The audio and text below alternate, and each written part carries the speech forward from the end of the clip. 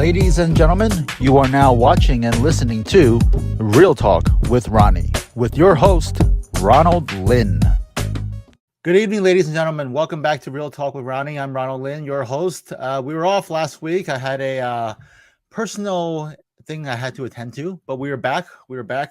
So we've been off for 1 week. And today on our show, we have a good friend. Nicholas Chamberas was on our show last year. The first time he was on our show last year, I want to say sometime in December. So it's been a few months. It's been approximately almost 5 months, right? So it's good to have him back. And, on our show, we talk to new guests, but at the same time, we also like to keep track and keep in touch with our old guests and with our old friends, right? That's what makes our show so great. So let's bring on Nick. Hi, hey, Dr. Lynn. How are you? Good. It's been a while, right? It's been a few months.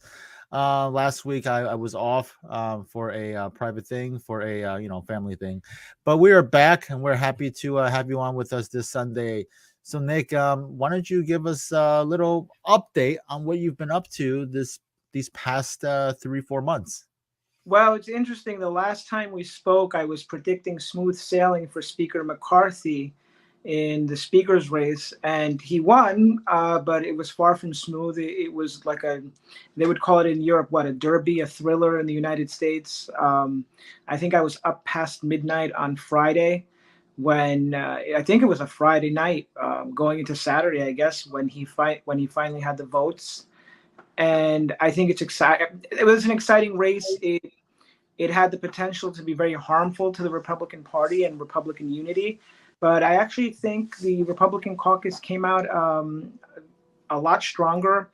I don't know about unified, but I think it was a model for how to work together and how to disagree without necessarily being as disagreeable as you could. And I think that a lot of people are happy with Speaker McCarthy's performance so far. He's kept his word. He's kept most of it. He's kept his promises. And I think he, as opposed to the Republican Senate conference, I think he provides a good model for Republicans in the rest of the country about how to move forward. Right now, last time when we spoke, we were talking about Speaker McCarthy, right? Well, at that point, he was still the minority leader, and you had said that you thought it was going to be a relatively smooth process, right?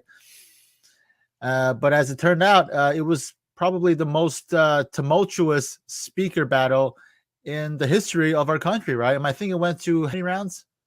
Over 5 at least. I mean, I lost count.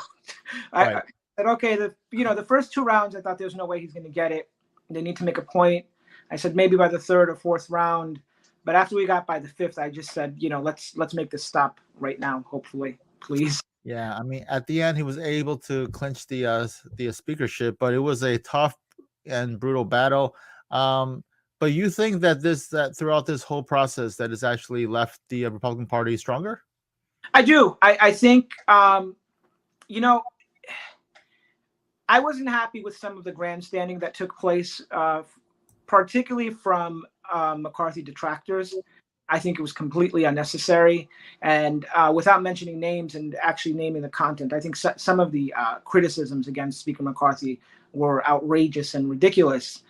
You could argue about ideas, but just some of the insults and the epithets were really uncalled for. At the same time, to be fair, behind the scenes, some of McCarthy's more prominent, influential supporters used questionable, heavy-handed tactics that I think made McCarthy's opponents dig in even deeper and with more determination. So, threatening committees, ships, and just threatening people's political future. This was not the time for that. After the disappointing results of the 22 midterms, I think a lot of Republicans were ready to fight. And this was a debate that they had to have. It would have been better for the Republican Party, perhaps, if they elected Speaker McCarthy the 1st or 2nd round. But they had this debate, they had this argument, but they showed they could have divisions and come back stronger. Okay. Now, in your capacity, currently, you are a contributor to Newsmax, right? Yes. Which is an up-and-coming station. It's one of the great ones, right? Um, and let's I talk have a about blog, Political Behavior. right. That'll be the extent of my shameless plug. My blog is on Newsmax. It's called Political Behavior. Okay, political behavior, and we're gonna be talking about this blog, right? Because on your blog for Newsmax, you've written you write articles once or twice a month, right? And since we last spoke, you've published three more. The first one was about the McCarthy speakership battle, right? And we kind of went through that one already. I want to just briefly talk about your two newer articles, right? One is about, and it's entitled "Why Can't We Can't Let Radical Left Replace Families." And your second article, which was published on March 30th, was about the pandemic, right? And it's entitled "Let's Put the Pandemic Behind Us and the Quest for Punishments." So why don't we talk about your first article? We can't let radical left replace our families. What do you talk about in that particular article? So I'm troubled by this very organized, highly well-financed national movement to ram pornographic material into a curriculum in elementary school.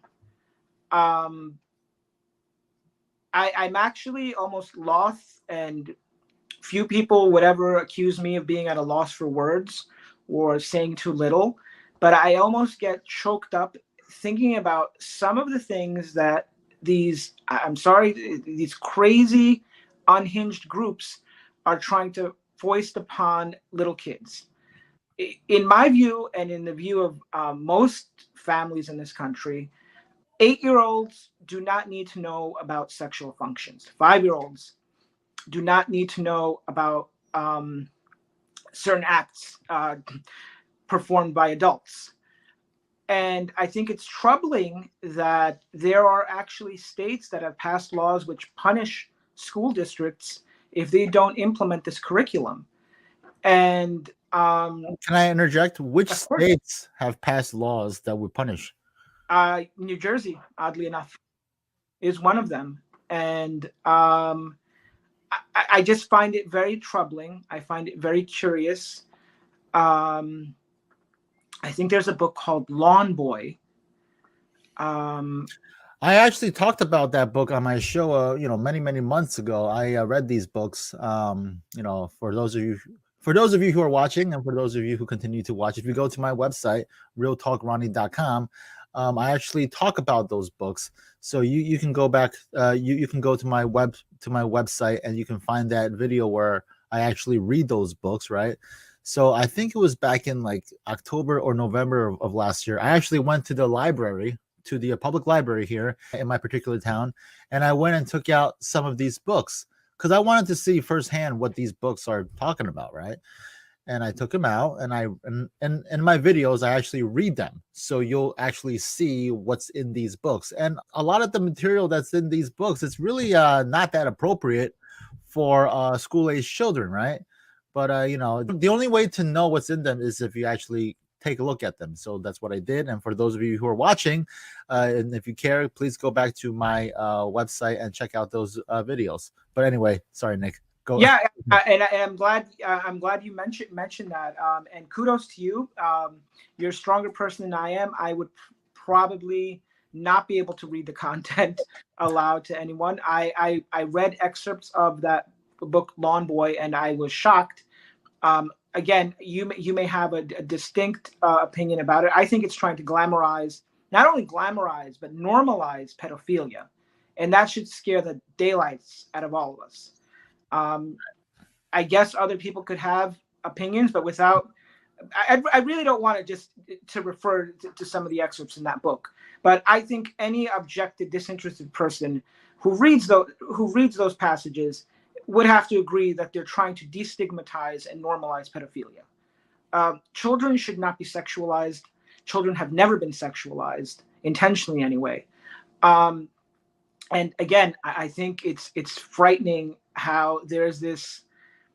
It's not an overt movement. It's not blatant. It's not right there, but it's very well organized and concentrated, and basically little by little. Oh, you can't burn books.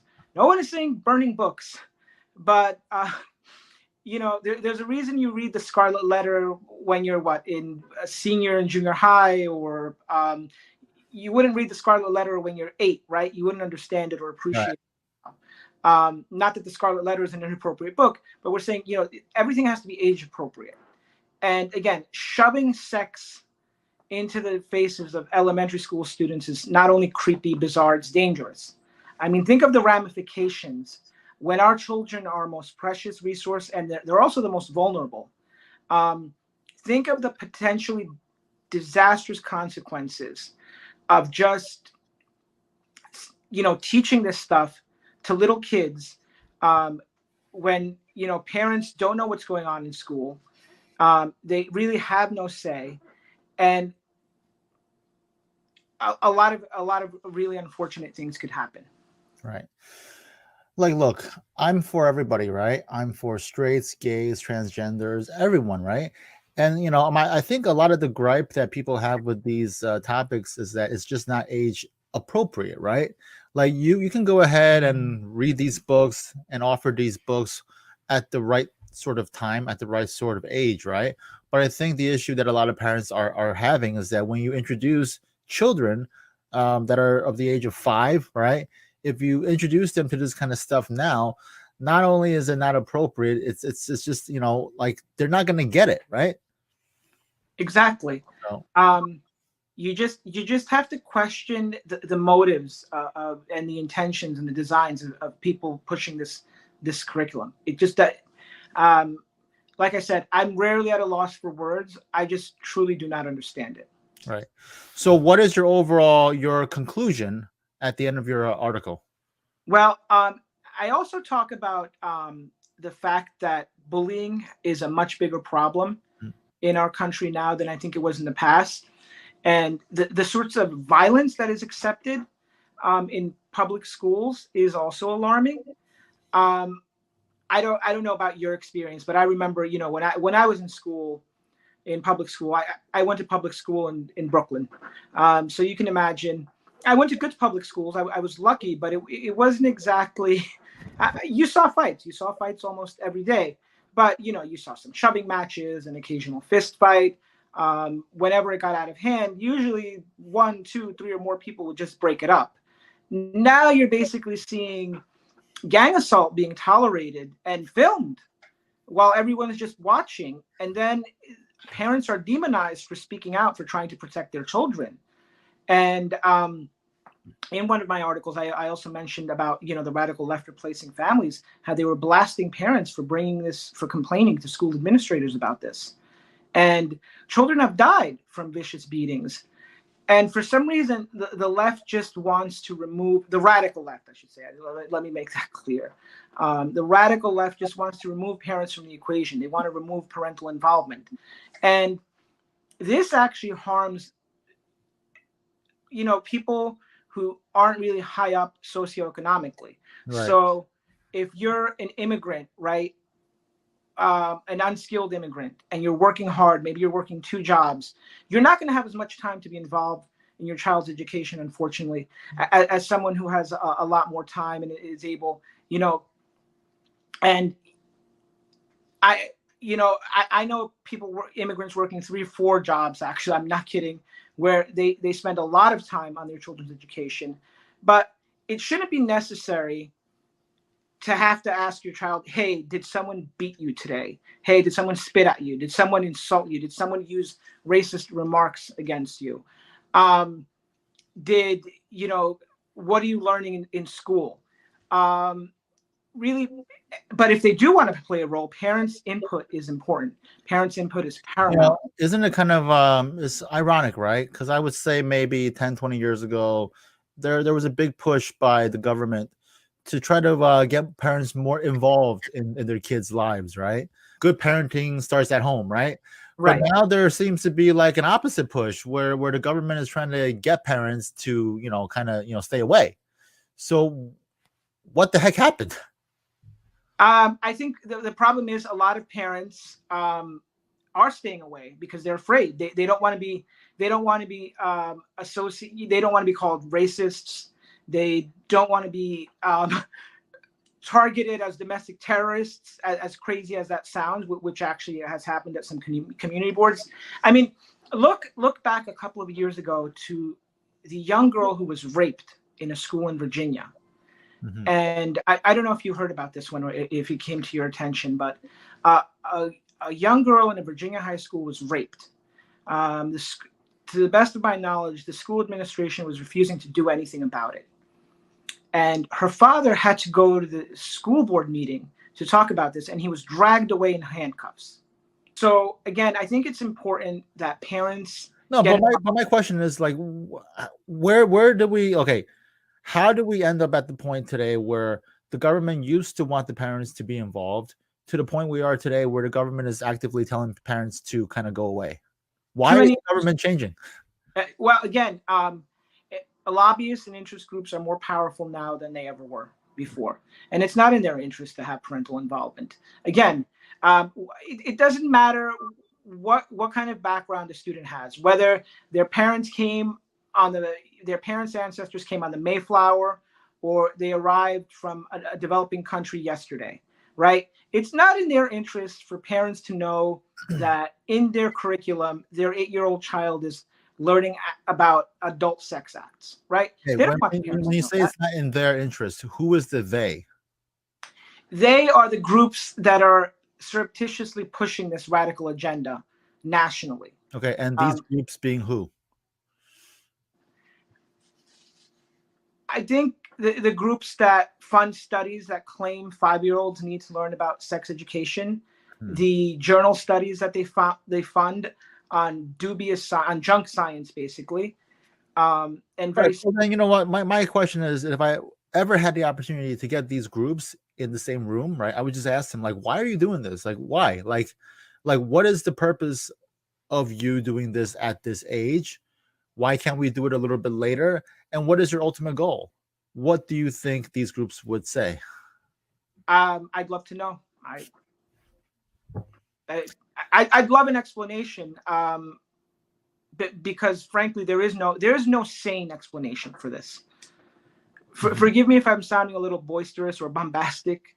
It's not my intention. There's no explanation. There's no reasonable, logical, rational justification to introduce this curriculum to children between the ages of 4 and 12 and 13. You know, that's something that's up to parents, actually. Right. Well, Nick, so you mentioned that a lot of this agenda is being pushed by the radical left, right? And we know that the right is sort of fighting this, right? But if this is an agenda that's only being kind of offered and supported by the radical left, which is a very small portion of the Democratic Party, right? Why do you think that most of the Democratic Party or most of the left is not fighting this as well? Well, I'm not part of the Democratic Party, thankfully. My life is much easier. But it could be that they're afraid of the financial interests involved in certain donors and certain radical left-wing groups. If you look at some of the initiatives that have passed, like in New York when they defunded the police by over $1 billion, which is not necessarily related to the radical left and families, but when you see certain just silly, inconceivable policies taking effect, you wonder, well, how did that happen? And I think you have to look at the money. And a lot of these elected officials, they have constituents, they have staffs, and they just don't want to have to deal with the onslaught of being stigmatized and targeted. I mean, look at Vicky Palladino, Councilwoman Vicky Palladino in New York City. She is the council member of the 19th district in New York. I believe that's northeastern Queens. And, you know, I'm not comparing Drag Queen Story Hour to anything as extreme as Lawn Boy. Of course not. But she offered a premise that said, hey, instead of funding Drag Queen Story Hour, let's fund other programs. And just the hatred. I mean, she was called a Nazi. You can disagree with someone. You can think that they're an imbecile, an idiot, troglodyte. But calling someone a Nazi because they oppose drag queen story hour makes no sense. And I think a lot of elected officials and a lot of community leaders just don't want to be put through the ringer, so they avoid taking a stand on issues like this. It's quite understandable. Now, very important follow up. What's a troglodyte? Oh, I guess you could say it's like a caveman. Oh, okay. Wow, because that's the first time I've ever heard that word. You learn something new every day, right? All right, let's talk about your second article. Let's put the pandemic behind us and the quest for punishments. So I'm guessing that you want to kind of just move past this COVID, right? Well, it's how we move past it. Again, I don't know how you personally felt about the mandates, and there are Republicans and Democrats who supported the mandates. There are Republicans and Democrats who came together to actively oppose the mandates. Well, are we talking about the vaccine mandates or the mask mandates or which ones? Over everything, mask mandates, vaccine mandates, they all played a crucial role in tanking the economy nationally. Right. And some localities have been hurt more than others, for instance. I think it's safe to say, though, that the lockdowns, the vaccine mandates were disasters on an economic level, on a social level, on an educational level. Our young students have fallen so behind. They've also been more socially isolated.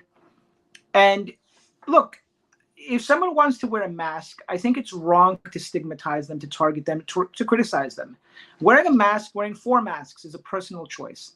If someone wants to do that, if they feel safer, if they've determined that their health is benefited from wearing a mask or anything like that, fine, go for it. But I think we need to come to the realization that the policies spearheaded by Dr. Fauci were disasters. And we basically listened to a snake oil salesman. I'm sorry to level such a personal attack, but what people don't understand is Dr. Fauci is not only a very highly respected scientist, in my personal opinion, and I'm not a clinician or a scientist, medical scientist or anything like that. Dr. Fauci is a far better bureaucrat than he is a doctor. He has been an expert at navigating the Washington bureaucracy and just changing his position at the drop of a hat. Unfortunately, when it comes to public health policy, you can't do that. You can't induce panic and then press a button and stop it. And we have to look at his role in all of this. And while you would be tempted to give him the benefit of the doubt and say, well, look, this came on quickly, suddenly, unexpectedly. There was the potential for the loss of tens of millions of lives, possibly. But we have to go back and look at how he handled the AIDS epidemic.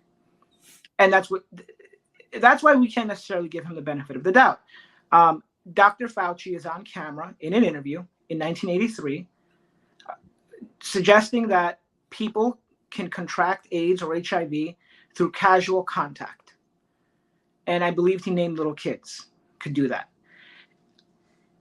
I don't know if you're familiar with what happened back in the 80s and early 90s, but the treatment of people who had AIDS or HIV, what they went through is completely unjustifiable and horrific, tragic.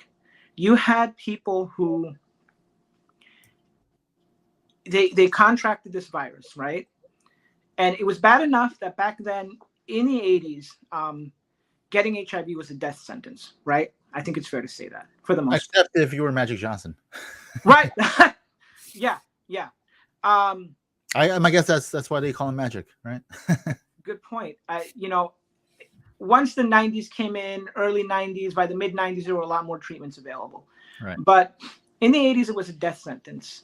And just having people who were suffering from HIV or contracted full-blown AIDS, to have their families shun them, to have their friends shun them, to have people lose their jobs, to be fired, to have their lives destroyed because of rumor mongering at the highest levels of the United States healthcare complex is unacceptable. And then, I'm sorry, but we're going to have to be objective. We have to look at this. you had Dr. Fauci telling people in the beginning that masks don't work, don't get masks. Okay? Then it became, you either wear a mask or we erase you from society. Then it was like, I was just kidding. Then it was, we need 60% immunization, 70% immunization.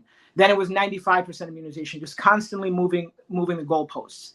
In the meantime, we have people losing their jobs, losing their lives because they could not take a vaccine. They were advised medically not to do so. Probably not publicly, but a lot of people just could not take these vaccines. So basically, they were told that they were going to be canceled. They were going to erase from society as they knew it because they refused to comply. And that's stark. That's something that historians are going to judge us harshly on. How, I'll give you an example, and hopefully this person will be quite understanding if he sees this interview. I know an FDNY captain, young captain, great guy, great family, young family, had a home in New York City, worked really hard to move up, volunteered, was a very charitable, generous person. He could not take this vaccine. He could not take this vaccine. He was about to lose his job. He sold his home and moved to another state. What benefit did New York City, New York State really have in forcing this man to uproot his life after all of his hard work and sacrifices? And now he's contributing to another state's tax base. And now he's volunteering in organizations of another state. What benefit did we really derive other than saying, comply, or we're going to teach you a lesson you're never going to forget? I think that's terrible. At the same time, we have to understand that we're not punishing any of the people. We're not realistically going to provide any meaningful punishment to the people who are behind these mandates. So all these memes that you put out where they show so-and-so in handcuffs, another person being perp walked, and people get these highs off of that, it's not happening, folks. We have to understand there were terrible mistakes that were made, but we need to move on. We need to look at realistic ways to address the wrongs, right? To provide some redress. But no one's being perp walked. That's just silly. You can have investigations until kingdom come. It does not matter. It's highly unlikely that anyone will be held accountable in any meaningful way in the near future. So we have to stop fighting each other. We have to stop the recriminations. And we just have to say, look, let's learn from our mistakes and move forward in a reasonable, logical way. That means that any public employee who lost their job because of these vaccine mandates should be reinstated, and they should have their full benefits restored. That's reasonable. There was no reason to put these mandates in place, and in many cases they were instituted illegally, and New York courts are starting to rule on that. There was no, particularly if you had the coronavirus and you recovered, there are several studies showing that you had better immunity against this virus than someone who was vaccinated. So there was absolutely no reason to fire someone and put them through this because they refused to take a vaccine. One could, I guess, legitimately make an argument that they thought they were doing what was best back then, but we now know that was a fallacy. It was a mistake. So these mistakes need to be corrected. Another often overlooked consequence of these policies is the effect they had on private sector workers. A lot of private sector workers lost their livelihoods. They lost their jobs. I know someone who, again, I might get in trouble for this, but I think it's a very relevant example. I remember this young lady when I moved back to Brooklyn from college, and she was in college herself, working a couple of jobs, and she was in the medical field, studying really hard. She was a medical administrator, I believe. And she really moved up the corporate ladder. I remember a few years ago, before the pandemic, she had a senior position at a medical institution. Not as a doctor, not as a nurse, but as an administrator. Right.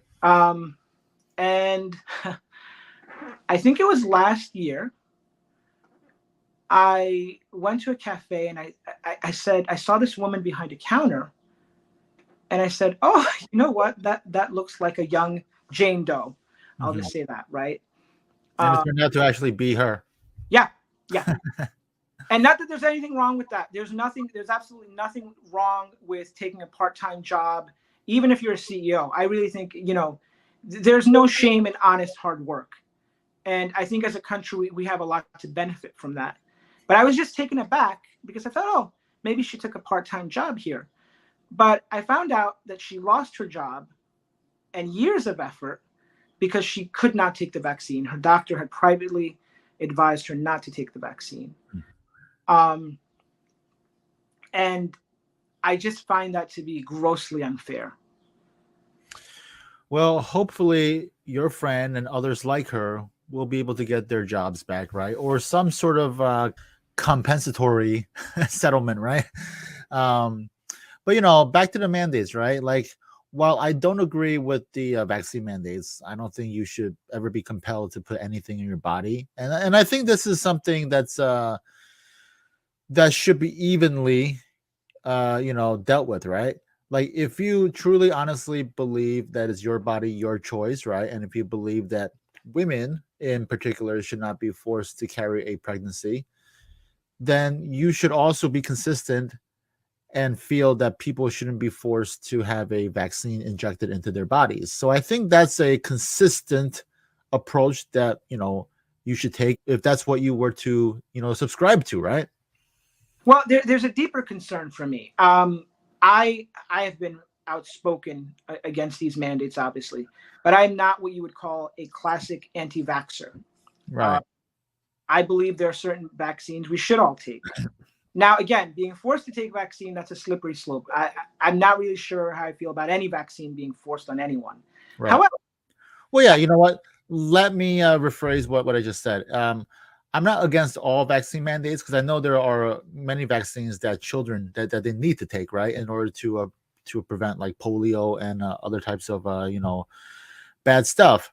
But when it comes to a vaccine that's just it's just newly developed, right? That's when you kind of have to have a little bit of a wait and see sort of approach, right?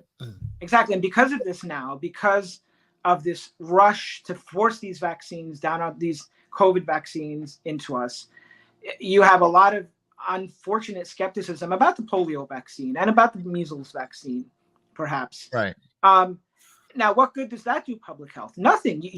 Everyone is now going to be scared, and in the near future, of medical treatment. And that is a terrible outcome. And we have to come to terms with that, and we have to address that. But again, we've got to move on past the recriminations, past the hatred and division. Whatever happened, happened. Let's see how we can move forward. I do tend to believe that the mask mandate was actually a good thing. Let me tell you why.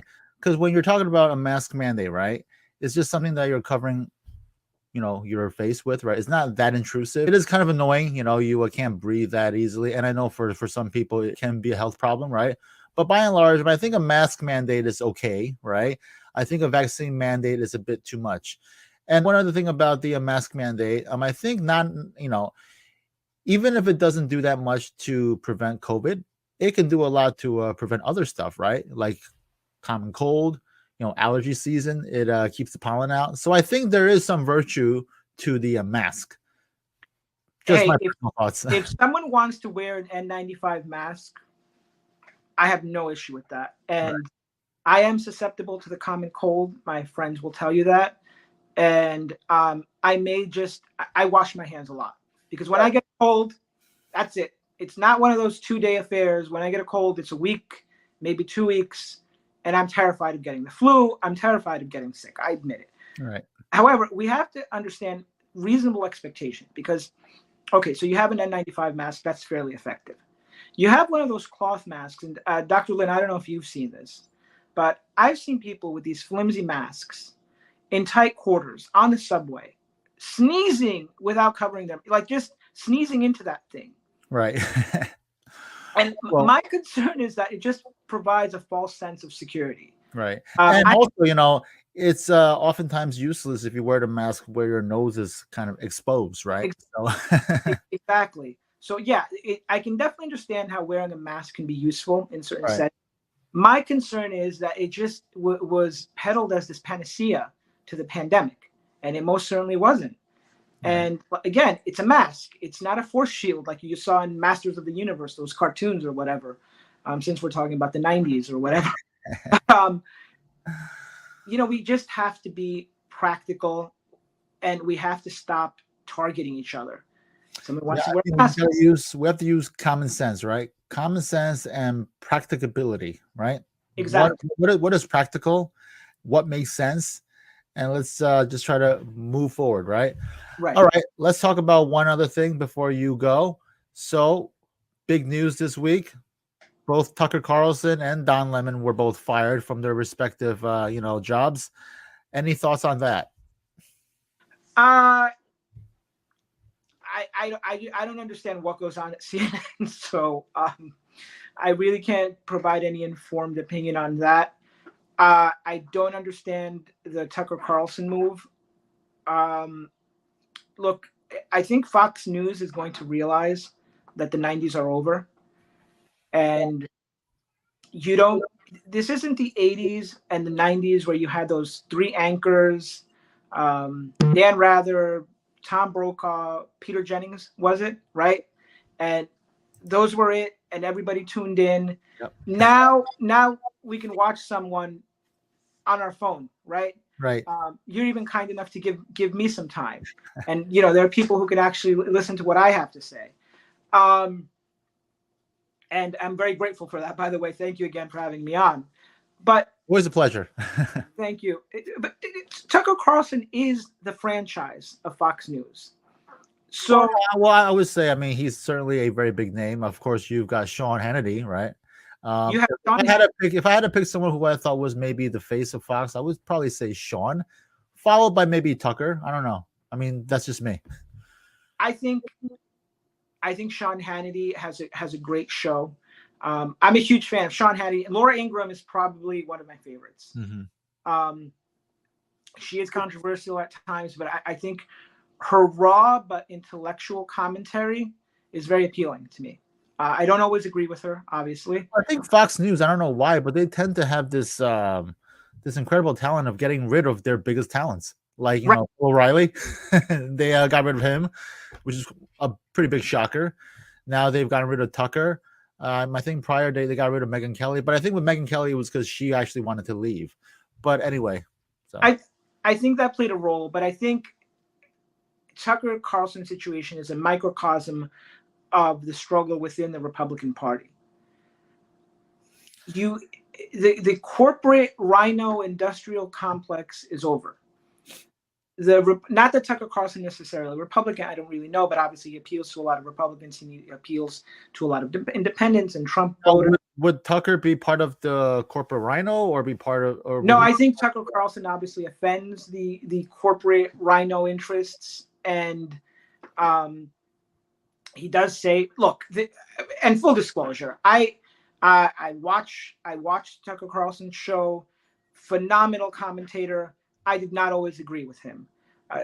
Sometimes I felt he was playing to his audience a bit too much, but they all do, right? He has enormous influence, and I think Fox made a huge mistake because, look, he does bring on people like Robert Kennedy, Greenwald.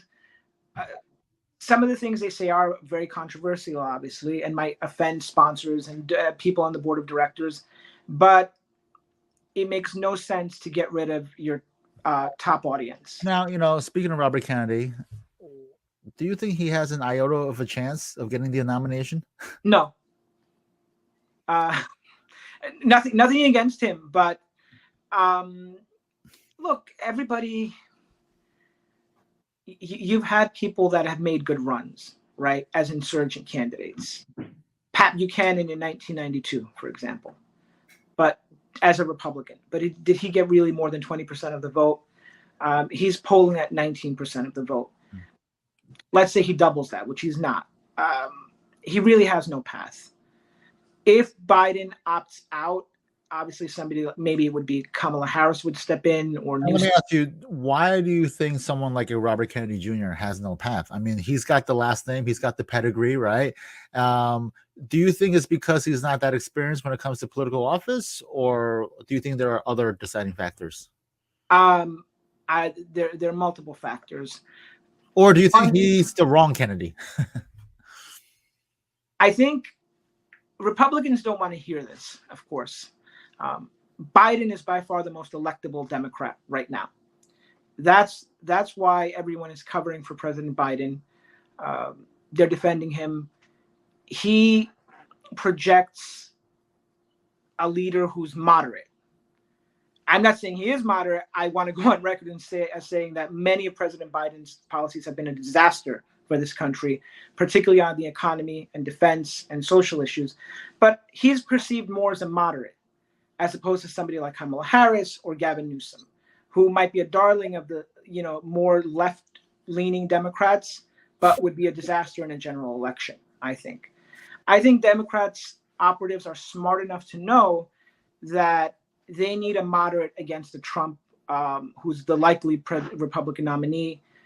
Nothing against Governor DeSantis, but even if it was Governor DeSantis, Biden has the best chance to beat those two candidates. Right, and I said this back in 2020, right? Before 2020, I said the one Democrat that's got the best chance of beating Trump in 2020 is Joe Biden. He appeals to the blue-collar worker, to the Trump Democrats, right? They actually left the party. He had the ability to kind of bring them back. I mean, right. Joe Biden, you have the Scranton, Pennsylvanian, right? So he had a lot going for him. So I thought by far, out of all the candidates that were running up to the 2020 election, Biden was the strongest candidate. Yes, I'm going to go out on a limb. It is early, and you know what? Maybe one day I'll be prominent enough to have this either used in my favor or used to mock me. But I will say that I think President Trump is going to earn another term. I think he's going to win in 2024, no matter who the Democrats put up against him. However, I still think that Joe Biden is the only one with a chance to keep the White House in Democratic hands. There is no bench. Sorry, folks. People in this country, they're afraid of the Democratic Party. And it's only when Democrats go towards the center that they can salvage anything. And the problem is nationally, though, that the big donors, a lot of them are hostages to the radical left. But even if you look at, again, one of my favorite topics, huge disappointment, I was really pulling for Congressman Zeldin to win the governor's race in New York. Mm-hmm. And I had this conversation on another show. Governor Hochul owes her governorship to Mayor Eric Adams, because Governor Hochul's advisors, some out of state, were pulling her towards the left. They had her, abortion was the number 1, number 2, number 3, number 4 issue every single day from her campaign. And, she was even taking the bait and just arguing that don't believe your lying eyes, we're really safe in this state. And it was Eric Adams who told her that she has to talk tough about crime, that she has to move towards the center. So in the final month of the election, she radically moved towards the center and started talking about crime. She started talking about quality of life. She moved away from the social cultural wars. Mm-hmm. And Democrats will only have a chance when they do that. Let me ask you, Nick, speaking of Eric Adams, right, the mayor of New York City, how do you think he's doing so far? When it comes to crime, because he talked big on fighting crime, right? Has he delivered? What do you think? So I think Mayor Adams is in quite an unfortunate predicament, because he wants to be tough on crime. He's made reducing crime a cornerstone of his administration's goals, right? However, if you don't repeal bail reform, it doesn't matter what you do. Sadly enough, you can reverse defunding the police, but I think, for example, over a third of shoplifting in New York City is committed by a very small group of people. Some of them have hundreds of arrests within a couple of years. We have I used to think it was a joke, but we have situations where someone robs a bank in the morning, is released, and they rob a bank in the afternoon, and they're released again. We have situations where people accused of murder get bail because judges don't have discretion. So until the New York State legislature gets realistic, Mayor Adams is going to have a tough time fighting crime, and voters are really upset about it. And it's going to be an issue in local elections in New York City. I think you're going to see some surprises in city council races, not necessarily having Democrats lose, but I think you're going to be, one may be surprised at how well certain Republicans do in certain races. But until you fix bail reform, you're really not going to see an improvement in crime. It's only going to get worse. Okay. Well, thank you for that insight, Nick. Nick, thank you for joining us today on Real Talk with Ronnie. It's always been a pleasure. It's always great to have you on. Let me throw up your Twitter handle right here. Okay. So for our audience that are listening and watching right now, if you want to find Nick on Twitter, you can go to his handle at NickBKNYUSA. NickBKNYUSA. All right, Nick, any last parting words? Actually, thank you for giving me this opportunity. I do want to mention 2 weeks ago today, unfortunately, our family lost a beloved aunt. I'm very sorry to hear that, Nick. Martha Pappas, a real amazing, wonderful woman. Again, I come from a family of immigrants. We're first-generation Americans. She came here with nothing, and she raised an amazing family. And she believed in the nuclear family. She was an aunt and a friend, a close friend to us all. And I just want to thank her for the example she gave me. And I want to say again, rest in peace to my Aunt Martha Pappas. All right, rest in peace, Aunt Martha, right? Yes. Okay, well, thank you, Nick, for everything. And let's have you on again real soon, okay? It's always great catching up with you. Appreciate it, Dr. Lin. All right, thank you.